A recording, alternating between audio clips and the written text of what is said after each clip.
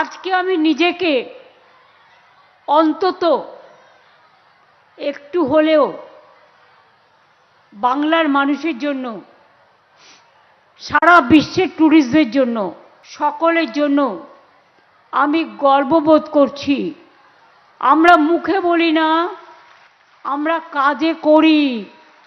গঙ্গা সাগর সেতু, যেটা দীর্ঘদিনের এই মানুষের দাবি, এখানকার গঙ্গা সাগর সেতুর আজকে শিলান্যাস করে কাজের দায়িত্ব দিয়ে দেওয়া হলো এলএনটিকে। তারা টেন্ডার পেয়েছেন 1700 কোটি টাকা খরচ করে। রাজ্য সরকার এটা আপনাদের উপহার দিচ্ছেন, যাতে আগামী দিন গঙ্গাসাগর আর 2-3 বছরের মধ্যে এই সেতুটি তৈরি হয়ে যায়।